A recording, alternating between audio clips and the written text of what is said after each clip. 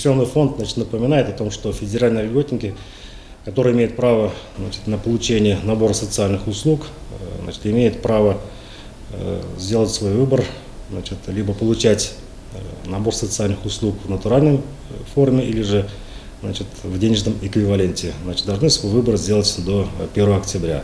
Значит, сейчас я суть постараюсь объяснить.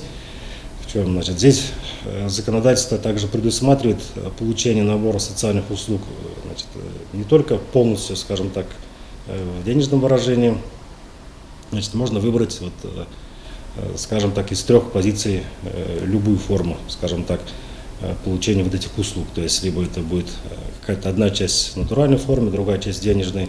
Вот, это право любого, скажем, вот этого федерального льготника. Значит, у нас с 1 апреля 2015 года вот, набор социальных услуг в денежном эквиваленте составил 930 рублей 12 копеек в месяц. Вот. Вот эта сумма, она как раз складывается из того, что вот, если, допустим, человек, который имеет право получать вот данный вид, значит, социальных услуг, значит, он может воспользоваться, значит, 3 позициями. Значит, обеспечение лекарственными средствами, на это направляется сумма 716 рублей 40 копеек.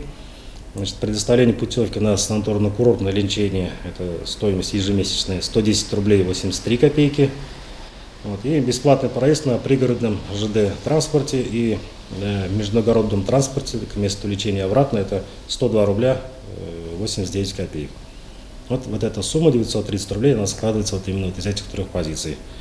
Вот. Если уже, скажем так, льготник подал заявление о получении, значит, набора социальных услуг в денежном эквиваленте, то, в принципе, ему уже нет необходимости переходить к нам в пенсионный фонд. То есть ему будет автоматически все это дело перечисляться, да, на расчетный счет, так называемый, как получатель ЕДВ, ежемесячной денежной выплаты, вот, до того момента, пока он сам не изменит свое решение. То есть как только он захочет получать что-то в натуральной форме, то может к нам также подойти и написать заявление.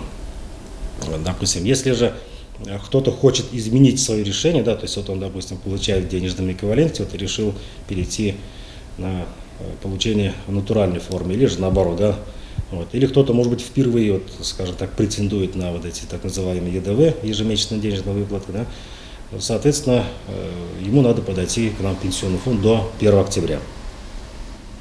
Для справки, значит, у нас в городе получатели ЕДВ, те, которые, скажем так, претендуют на получение набора социальных услуг, насчитывается 5467 человек.